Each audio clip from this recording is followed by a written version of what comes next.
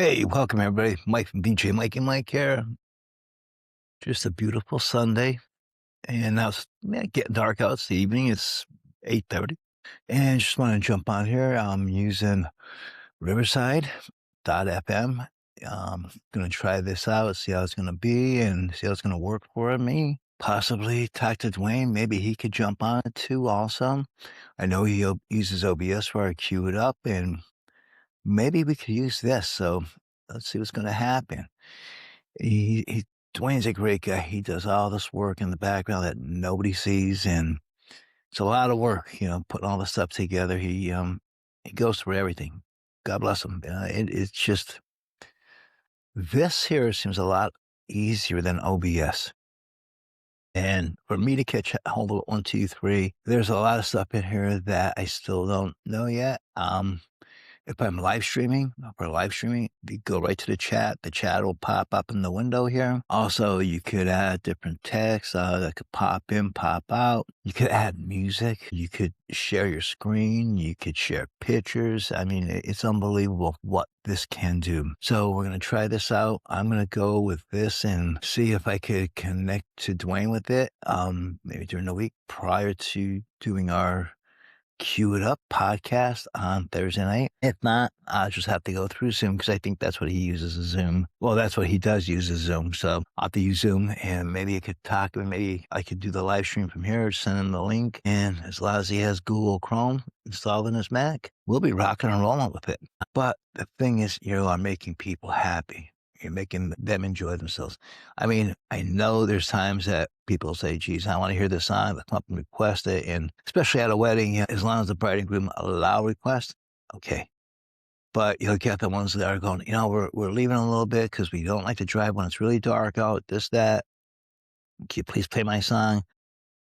And when I first started DJing, I was like, oh, God, yeah, I got to get their song on. So, I pop their song on. And next thing you know, they're still there at the end of the wedding. So as time progressed and as I got more and more comfortable with DJing, more and more educated to people and how they are and how they will ask you about requests and what they will say to you and what their ways are and actions are. Like they'll tell you, well, no, here's a tip. Here, if you get my sign on next here, I'll give you this tip. It's like, listen, I'm not here for your tip for playing music at a wedding. I'm here for the couple. That's it. There are requests before you. You have to wait till the requests are played. And if you don't like it, so be it. I'm not going to put you ahead of somebody else.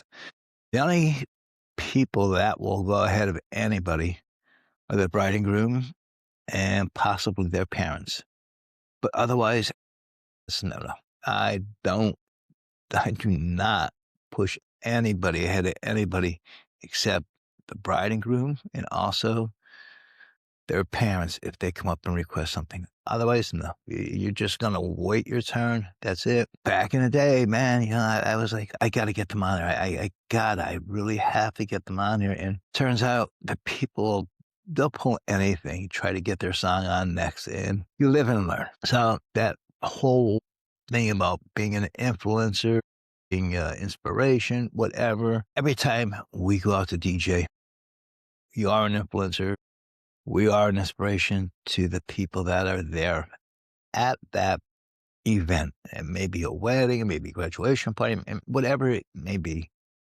We are influencing and we are inspiring them to dance, to have a good time, to forget about this crazy world for a while.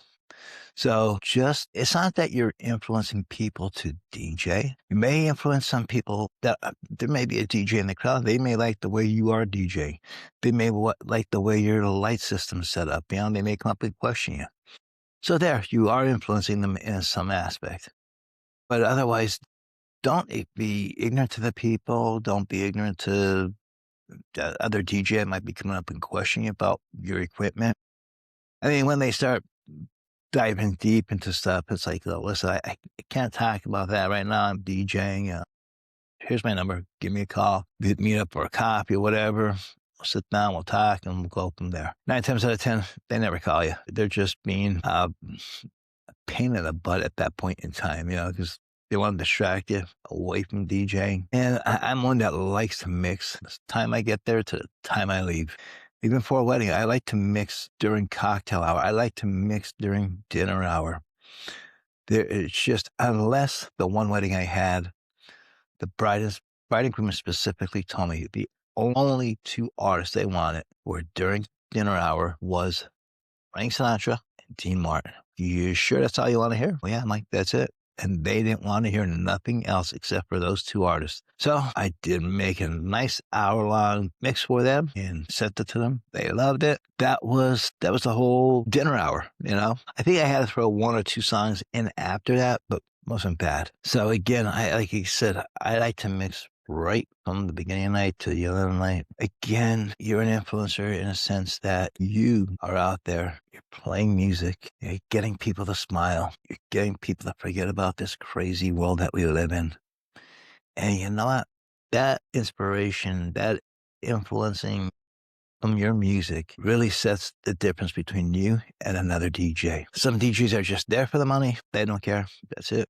Hey, I'll never see that couple again. They'll never see me again. Me, the way I look at it, I'm there. There might be 100 guests. There might be 200 guests. And also, from those guests, I might get 1, 2, maybe 3, maybe 4, maybe 5 more weddings out of that. You don't know. But if you act like a complete douchebag, guess what? You're not going to get nothing out of that. You're just going to be one and done, and that's it. And, there are times that you are one and done, even though you did a great job playing music and doing everything. But honestly, today, mostly everybody that's invited to the wedding is either engaged, they're married, or they're older couples already. So what's your chances of getting another gig out of that?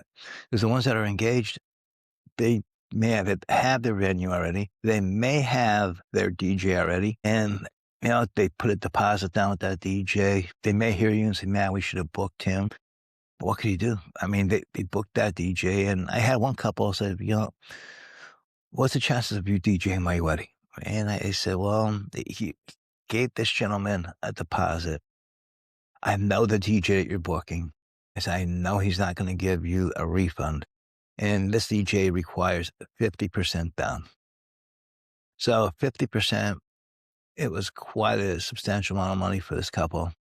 I said, you're better off just going with them because, I don't want to see you lose your money. And they told me they had a decent time, but they would have preferred me to DJ their wedding. And then another couple I know, they also booked another DJ, and they're like, "Oh my God, Mike, we should have booked you." Bah, bah, bah. I'm like, "Oh, well, you booked this other DJ. Don't worry about it."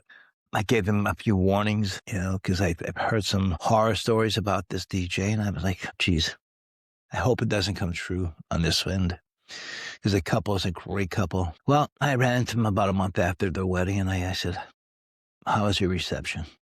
A disaster. I'm like, what happened? And they told me, well, first and foremost, the DJ played the wrong entrance song. The DJ played the wrong verse dance. I'm like, what? And the biggest part was, excuse me, the DJ that they booked didn't show up there. He had some other DJ that he must have just hired and sent that DJ out to this wedding. And he already he went to another wedding that he was DJing. And this couple called him up and they just laid it to him. And he did refund them a percentage of their money. But that's how some DJs work. Not me, not this guy here. If you book me, you get me. That's it. I'm not sending anybody else out. If I am booked and you call me and you need a DJ for your wedding, for an event, I do have a friend of mine, DJ Will. He's a great guy. I could count on him for anything. He's bilingual. So if it's a quinceañera, there you go. I mean, he got it covered, so, which is great. And then there are a few other DJs I do pass work around to in our local area. You have to go around and you have to talk to your other fellow DJs, even photographers, videographers. Get in with them too. Usually they'll book the venue first. They'll book the photographer. The last one to get booked is the DJ. And honestly, the venue is probably the most important part. But the next one is definitely the DJ. But people don't think about that. they think about the DJ last, and they don't realize how much work goes into everything. So if you're about to get married or thinking about getting married, you're engaged, book your DJ second. Book your venue first, book your DJ second, then your photographer, videographer, and so forth. There's a lot of stuff for a DJ to go over. There's a lot of stuff for you as a couple to sit down and talk to the DJ with. The DJ basically runs the show for the whole evening. Up into the open dance floor, it's the DJ. Even though you may have a wedding planner or whatever, they're relying on the DJ. It should be their job because they're the wedding planner or wedding coordinator, but they rely on the DJ. So the DJ is probably the most important person in that venue that evening, besides the bride and groom, just to guide everything along so it goes nice and smooth for everybody. Well, I hope you enjoyed this short little video. Don't want to take up too much of your time. Mike from DJ Mikie Mike is out. Practice and enjoy. Peace. Practice and enjoy is from a great DJ from the Midwest, Brian S. Red. All right. Peace. Practice and enjoy, everybody.